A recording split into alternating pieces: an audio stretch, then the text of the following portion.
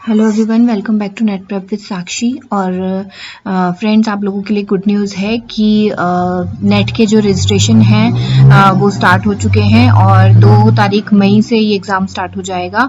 So it's a good news. और जो आज हम वीडियो मैं लेके आई हूँ उसमें हम बात करेंगे फैलेसीज़ के बारे में। फैलेसी एक नया टॉपिक ऐड ऑन हुआ है लॉजिकल रीजनिंग में। कुछ टाइम पहले ये नहीं था। अब इसमें जो लॉजिकल रीजनिंग है उसमें बहुत सारे नए टॉपिक्स ऐड ऑन हुए, जैसे कि आपका फैलेसी, इंडियन लॉजिक और आपका मूड्स एंड फिगर्स। ठीक है, सो ये कुछ टॉपिक्स हैं जो हमें डिस्कस करना बहुत ज़रूरी है, बिकॉज कुछ टॉपिक्स ऐसे होते हैं जो हमें बहुत सारी बुक्स में या जिनका मैटर हमें कहीं से भी अवेलेबल हो जाता है, लेकिन कुछ टॉपिक ऐसे हैं जो बिल्कुल नए हैं जिनका टॉपिक ढूंढने में हमें काफ़ी परेशानी उठानी पड़ती है। तो सबसे आज मैं ऐसा ही एक टॉपिक आप लोगों के लिए लेके आई हूँ जिसका नाम है फैलेसीज। ओके, सो ये मेरा छोटा सा इंट्रोडक्शन है। मैं सेंट्रल यूनिवर्सिटी ऑफ जम्मू से पीएचडी कर रही हूँ, 4 बार नेट क्वालिफाई कर चुकी हूँ और 2 साल का मुझे असिस्टेंट प्रोफेसर का एक्सपीरियंस है। सो फैलेसीज हमें पता होने से पहले फ्रेंड्स, सबसे पहले पता होना चाहिए कि एक्चुअल में जो फैलेसी जो टर्म है उसका मतलब क्या है। Fallacy in logic is an error in reasoning और a false assumption that might sound impressive but actually means nothing। कई बार हम जब कोई डिबेट कर रहे होते हैं या किसी से कोई बात कर रहे होते हैं तो जब हमारा आर्ग्यूमेंट होता है तो कई बार हमें स्टेटमेंट मिलते हैं जो एक्चुअली सुनने में तो अच्छे लगते हैं बट उनके पीछे जो लॉजिक होता है वो कुछ नहीं होता। ठीक है, वो बिल्कुल इलॉजिकल स्टेटमेंट्स होते हैं, तो उनको ही हम फैलेसीज बोलते हैं, जो कि एक फॉल्स अजम्पशन है जो हम बोल तो देते हैं, ये लिख तो देते हैं, बट उनका कोई मतलब नहीं होता। ठीक है, These fallacies are used intentionally and unintentionally to prove an invalid point valid in debates, arguments, etc. जैसे कि मैंने आपको बताया, कई बार डिबेट्स, आर्ग्यूमेंट्स में, या आपने देखा होगा कि कई बार पॉलिटिशियंस भी फैलेसी का बहुत यूज़ करते हैं। वो आपको एक फॉल्स अजम्पशन बता देंगे कि ऐसा हुआ है, जो कि आपको पता है कि ये एक झूठ है और इसमें ऐसा कोई मतलब लॉजिक नहीं है, या फिर वो झूठे वादे कर देंगे आगे के लिए कि ऐसा होगा या ऐसा मतलब आगे हम ये सब करेंगे। तो ये क्या होता है, ये सब फैलेसीज होती हैं। कई बार ये इंटेंशनली होती हैं, कई बार अनइंटेंशनली होती हैं। तो इसके जो बाकी टाइप्स हैं वो हम आगे पढ़ते हैं। सो सबसे पहले जो फैलेसीज होती है फ्रेंड्स, वो 2 तरह की होती है, फॉर्मल और इनफॉर्मल फैलेसीज। ठीक है, fallacies are of 2 types. Formal में क्या होता है, there is a flaw in the structure of the argument when the relationship between the premises and conclusion does not hold.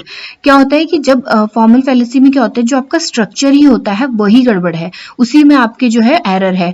तो आप क्या करेंगे, जो आपका जो प्रेमाइसेस जो कह रही हैं उनके, जब वो प्रेमाइसेस का जो स्ट्रक्चर है वही गलत है, तो जो कंक्लूजन है वो आपका, वो भी आप ये नहीं कह सकते कि वो भी सही होगा। ठीक है, तो जब आपका प्रेमाइसेस में ही गड़बड़ है तो आप कंक्लूजन को भी सही नहीं बोल सकते, तो वो आपका फॉर्मल फैलेसी होती है, जिसमें आपके स्ट्रक्चर में जो है वो स्ट्रक्चर जो है वो सही नहीं होता। ठीक है, इनफॉर्मल फैलेसी क्या होती है, this type of fallacy occurs with the misuse of language और लैक ऑफ एविडेंस। जो इनफॉर्मल फैलेसी होती है उसमें आपका लैंग्वेज को आप मिसयूज कर दें या जो एविडेंस है वो नहीं है पर आप फिर भी कोई बात बोल रहे हैं, तो ये आपका इनफॉर्मल फैलेसी के अंदर आता है। सो जो सबसे पहले फैलेसी है, अभी हम सबसे पहले जो है वो हम इनफॉर्मल फैलेसीज के टाइप पढ़ रहे हैं, क्योंकि फॉर्मल फैलेसीज के ज़्यादा टाइप नहीं है, सिर्फ इनफॉर्मल फैलेसीज के ही टाइप हैं जो सबसे ज़्यादा पूछे भी जाते हैं। तो सबसे पहले जो हमारी इनफॉर्मल फैलेसी है वो द एड होमिनम।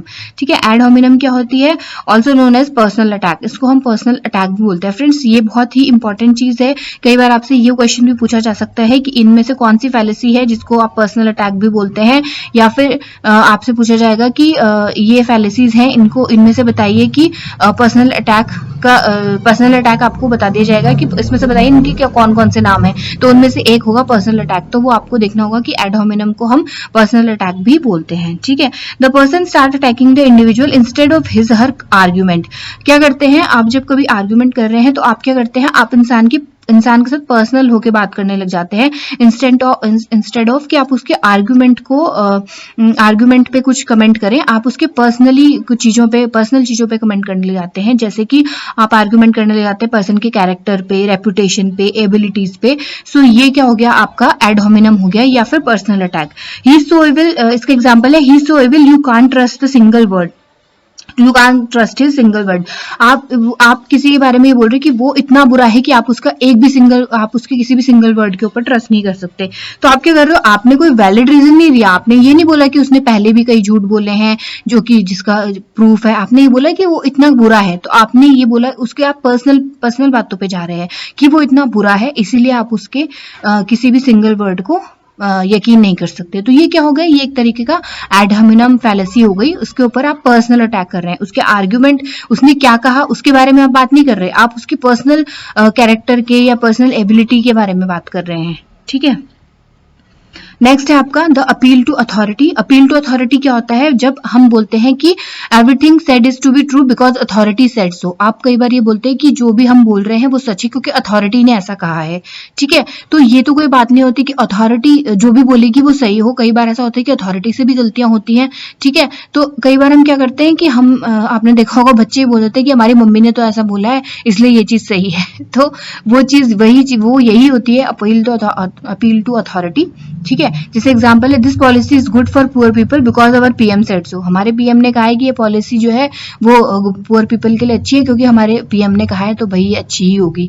ठीक है, तो ये इसको हम बोलते हैं अपील टू अथॉरिटी। ये भी एक तरीके की फैलेसी है कि अथॉरिटी के ऊपर आप उनको बेस बना के बोल रहे हैं कि जो वो बोल रहे हैं वो सही है। ठीक है, आप कोई प्रूफ नहीं दे रहे इस बात का कि ये ट्रू क्यों है। ठीक है, बस आपने बोल दिया कि अथॉरिटी बोल रही है तो इसलिए ये ट्रू है। फिर है आपके पास स्ट्रॉमैन फैलेसी। स्ट्रॉमैन फैलेसी क्या होती है, it is a type of fallacy which occurs when someone takes other person's argument, distorts और exaggerate it and then attacks it. क्या होता है कि आप स्ट्रॉमैन फैलेसी में क्या करते हैं, आप किसी पर्सन का कोई आर्गुमेंट लेते हैं, उसको आप डिस्टॉर्ट करते हैं, एग्जैजरेट करते हैं और फिर आप उस पर अटैक करते हैं। जैसे कि आपने बोल दिया कि किसी ने, जैसे मैंने आपको इसमें एग्जांपल दे रखा है, teacher said she will expel दो students who were absent yesterday. However, teacher had just asked why are so many students absent today in the class.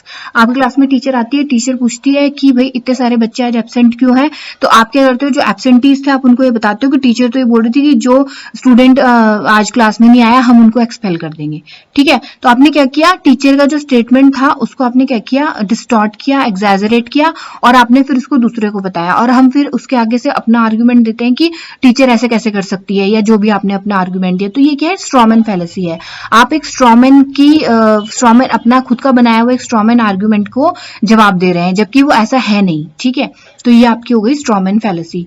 तो फ्रेंड्स, आई होप कि जो मैंने आपको आज ये फैलेसीज के टाइप्स बताए ये आपको समझ में आए होंगे और अगर आपको इससे रिलेटेड कोई भी कुछ भी क्वेश्चन पूछना है तो आप मुझे कमेंट सेक्शन में पूछ सकते हैं और प्लीज कमेंट करिए, शेयर करिए, सब्सक्राइब करिए, लाइक करिए नेट प्रेप विद साक्षी और थैंक यू फॉर वॉचिंग।